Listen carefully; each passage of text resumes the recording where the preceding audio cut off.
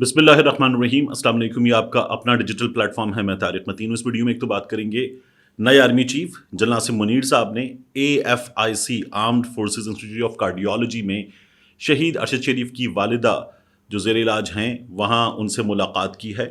और आसिम मुनीर साहब ने उनसे क्या बात की, इस हवाले से दो चीज़ें सोशल मीडिया पर ज़ेर गर्दिश हैं। एक चीज़ में उम्मीद है, एक में गुस्सा है। ये दोनों चीज़ें मैं आपके सामने इस वीडियो में अभी जाकर रखूँगा।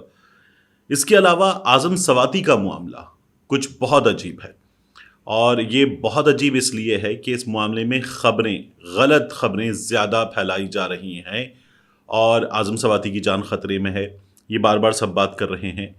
और साथ में मुझे इस बारे में भी बात करनी है कि ये जो आज हमें खबर मिली, हाफिज़ हुसैन अहमद साहब फजलुर रहमान की जमात का हिस्सा बन गए हैं। ये क्यों हुआ है? असलम रईसानी हिस्सा बन गए, क्यों हुआ है? कुछ और लोगों ने फजलुर रहमान की जमात में शमूलियत इख्तियार की है, ये क्यों हुआ है? ये बहुत इंपॉर्टेंट, बल्कि शायद ये सबसे ज़्यादा इंपॉर्टेंट है। इसकी भी इस वीडियो में बात करेंगे। सबसे पहले जो नए आर्मी चीफ आसिम मुनीर साहब ने अरशद शरीफ साहब की वालिदा से मुलाकात की, उसकी बात कर लेते हैं। जनरल आसिम मुनीर साहब जो हैं वो AFIC गए, अरशद शरीफ की वालिदा से मिले, और मिलने के बाद उनसे कुछ यकीन दहानियाँ उन्होंने उनके सामने रखी, कुछ वादे किए हैं। एक ये खबर आई, इसमें ये पता चला कि जनरल आसिम मुनीर साहब ने ये वादा किया है अरशद शरीफ की वालिदा से कि अरशद शरीफ के कातिल नहीं बचेंगे। वो हर मुमकिन मदद इदारे की जानिब से, अपनी जानिब से इस मामले में करेंगे, और जो बन पड़ेगा वो करेंगे। इस सिलसिले में अरशद शरीफ के कातिल अपने अंजाम को पहुँचे, इस सिलसिले में वो अपना पूरा किरदार निभाएंगे। ये उन्होंने अरशद शरीफ की वालिदा से वादा किया है। दूसरी खबर ये आई, और ये सोशल मीडिया पर बड़ी हद तक फैलाई गई। बहुत से लोगों ने ये खबर की कि नए आर्मी चीफ साहब ने अरशद शरीफ की वालिदा से जो मुलाकात की है, उसमें जाकर उन्होंने अरशद शरीफ की वालिदा से कहा है कि आपने जो गुजारिशात सुप्रीम कोर्ट के सामने रखी हैं, जिनमें नाम है जनरल बाजवा साहब का नाम है, जनरल फैसल नसीर साहब का नाम है, इसमें ब्रिगेडियर फ़हीम साहब का नाम है, ब्रिगेडियर शफीक साहब का नाम है, कर्नल रिजवान का, कर्नल नौमान का, मुख्तलिफ लोगों के नाम हैं। तो उन्होंने उनसे ये कहा है कि ये दूसरी खबर फैलाई गई कि ये नाम जो हैं ये आपने दे दिए हैं, ये आपने क्यों दिए हैं, ये आप तक सही मालूमात नहीं पहुंची हैं, और ये नाम आप निकाल लीजिए, हम आपसे पूरा ताउन करेंगे। तो ये दूसरी बात है। मैं आपको जो अरशद शरीफ साहब की फैमिली के बाद ज़राए से खबरें मिल रही हैं, कल रात में मैंने बड़ी कोशिश की, मुख्तलिफ लोगों से रब्ता किया सिलसिले में, उसके मुताबिक आपको ये बताऊं कि जो दूसरी खबर है कि नाम निकाल लीजिए, नाम हटा दीजिए, ये खबर दुरुस्त नहीं है। ये खबर दुरुस्त नहीं है कि उन्होंने कहा हो कि जनरल बाजवा का, जनरल फैसल नसीर का, ये सारे नाम निकाल लीजिए। उन्होंने कहा यह खबर दुरुस्त नहीं है, और ख़बर जो है वो यह है कि जनरल आसिम साहब ने वादा किया है, और उन्होंने उन्हें यकीन दिलाया है कि वो अपना मुकम्मल किरदार अदा करेंगे। अरशद शरीफ के कातिल अपने अंजाम को पहुँचें, इस सिलसिले में वो अपनी और इदारे की जानिब से मुकम्मल ताउन की यकीन दहानी अरशद शरीफ की वालिदा को करवा कर आए हैं। उनकी जाके उन्होंने खैरियत पूछी, कदमबोसी की, और उनसे बातचीत की। एक ये मामला है। अब चूँकि इस मामले में जब 2 DG साहिबान ने प्रेस कॉन्फ्रेंस की थी, तब भी उन्होंने इस बारे में बात की थी, और उन्होंने कहा था कि शरीफ पाकिस्तान में सेफ थे, लेकिन अरशद शरीफ ने खुद अपनी जान को लाहक खतरात के हवाले से बता दिया। अरशद शरीफ की वालिदा ने जो गुजारिशात सुप्रीम कोर्ट के सामने रखी, उसमें तो उन्होंने तफसील से बताया कि किस किस तरह से क्या क्या धमकियाँ मिली, घर पर कौन आया, और घर पर आकर ये बताया गया कि जो कुछ अरशद शरीफ को बताया जा रहा है वो टॉप से आ रहा है, और जवाबन जो कुछ अरशद शरीफ बताएंगे वो भी टॉप तक बता दिया जाएगा, अरशद शरीफ को फिक्स कर दिया जाएगा। ये अरशद शरीफ की वालिदा ने सुप्रीम कोर्ट को जो लिख कर दिया, उसमें लिखा हुआ है। तो अब इदारे के लिए बहुत बड़ी जिम्मेदारी है कि शहीद की माँ को इंसाफ मिले, और भरपूर इंसाफ मिले। ये अब नए आर्मी चीफ जो हैं उन्होंने यकीन दहानी कराई, इस सिलसिले में बेहतरीन काम है।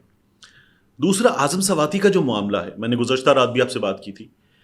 इस मामले में मुसलसल अजीब खबरें फैलाई जाती रही हैं। यानी आज़म सवाती को रोड से लाया जाएगा, नहीं ले जाया गया। आज़म सवाती को गुज़श्ता रोज़ दिन के इब्तिदाई हिस्से में ही खबर आ गई कि सिंध मुंतकिल कर दिया गया है। फिर उसके बाद खबर आई कि नहीं, सिंध आज मुंतकिल किया जाएगा, यानी गुज़श्ता रोज़ मुंतकिल नहीं किया गया। پھر خبر آئی کہ سندھ منتقل کیا گیا ہے، قنبر شہداد کوٹ منتقل کیا گیا ہے. یہ خبر بھی آئی کہ اعظم سواتی کو لاڑکانہ منتقل کیا گیا ہے. پھر رات میں خبر آئی کہ اعظم سواتی کو کراچی ملیر منتقل کر دیا گیا ہے. آج صبح ملیر کی عدالت میں پیش کر دیا جائے گا. اب جو خبر صحیح خبر سامنے آ رہی ہے وہ خبر یہ ہے کہ اعظم سواتی کو آج غالباً اب جب آپ یہ ویڈیو دیکھ رہے ہیں تو ممکن ہے پیش کر دیا جائے عدالت میں. آج منتقل کیا گیا ہے سندھ، انہیں سکھر منتقل کیا گیا ہے. اور یہ منتقلی ہوئی ہے حکومت سندھ کے فراہم کردہ ہیلی کاپٹر کے ذریعے، اور اعظم سواتی سکھر منتقل کر دیے گئے ہیں. اب اعظم سواتی جب کوئٹہ منتقل کیے گئے تھے تب بھی خصوصی تیاری میں گئے تھے. اعظم سواتی سکھر منتقل کیے گئے ہیں تو بھی حکومت سندھ کے سرکاری ہیلی کاپٹر میں منتقل کیے گئے ہیں. یہ بڑی اسپیشل ٹریٹمنٹ ہے، یہ بڑا امتیازی سلوک ہے، اور یہ اعظم سواتی کے ساتھ کیا جا رہا ہے. بات صرف یہیں تک محدود نہیں ہے. اعظم سواتی کے معاملے میں گزشتہ روز ان کے بیٹے جو بیرسٹر عثمان ہیں، عثمان سواتی، انہوں نے عدالت کا دروازہ کھٹکھٹایا اور عدالت نے تمام چیزیں جمع کر کے پولیس سے اور سندھ کے محکمہ داخلہ سے معلومات طلب کی تھیں. اب یہ سب کچھ ہو رہا ہے، اور وہ معاملہ چونکہ 20 تاریخ تک جا چکا ہے تو اس لیے اب اعظم سواتی جو ہیں وہ 20 تاریخ سے پہلے تو غالباً ان کی پیشی، یہ جو پیشی ہے ریمانڈ کے لیے، یہ تو ہوگی، باقی پیشی نہیں ہونے جا رہی. یعنی سکھر کی عدالت میں انہیں پولیس کی ریمانڈ میں دے دیا جائے گا. اس ریمانڈ کے ختم ہونے پر پولیس انہیں لائے گی، جوڈیشل کیا جا سکتا ہے، پھر اس کے بعد ان کی 20 کے آس پاس پیشی ہوگی.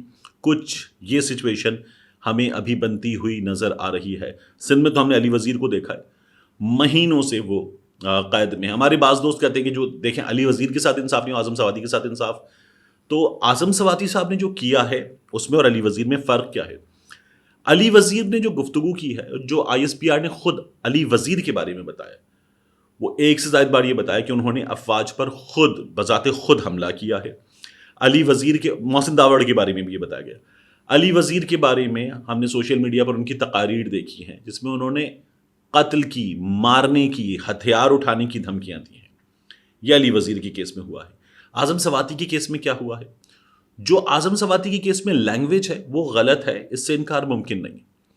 لیکن یہ لینگویج جو ہے اعظم سواتی کی جانب سے، اس کا استعمال کیا گیا ہے تب جب اعظم سواتی ایک سلوک کا نشانہ بنے، ایک ظلم کا نشانہ بنے. برہنہ کر کے ایک بزرگ کو مارا گیا، اس کی ویڈیو بنائی گئی، پھر وہ یہ بھی کہتے ہیں کہ ان کی پرسنل لائف پر انویڈ کیا گیا. یہ سب کچھ بھی ہوا ہے.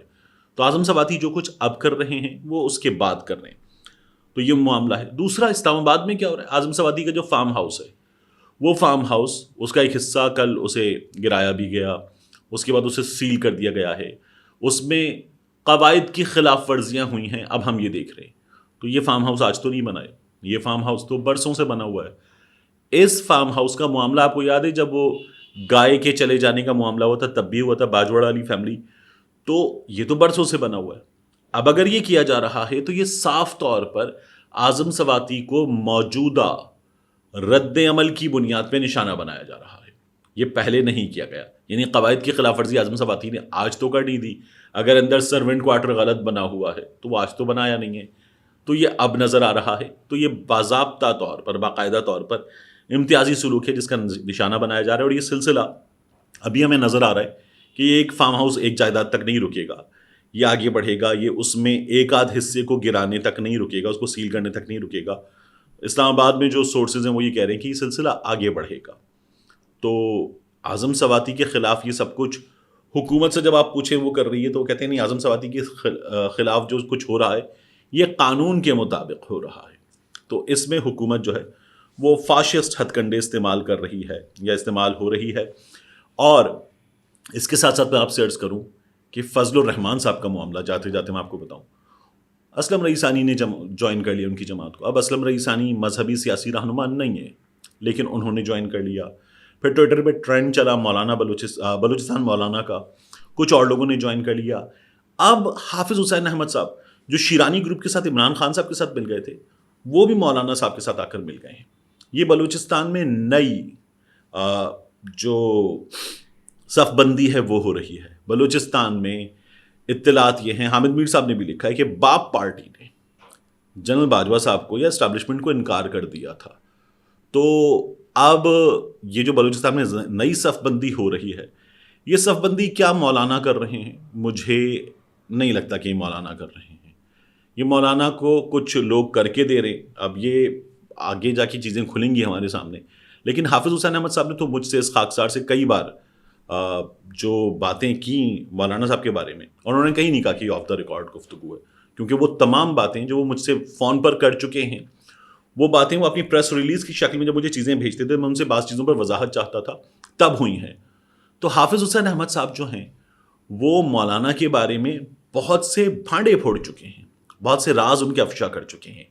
حافظ حسین احمد صاحب نے ان کو جوائن کر لیا ہے، اور رئیسانی صاحب نے جوائن کر لیا ہے، کچھ اور لوگوں نے جوائن کر لیا.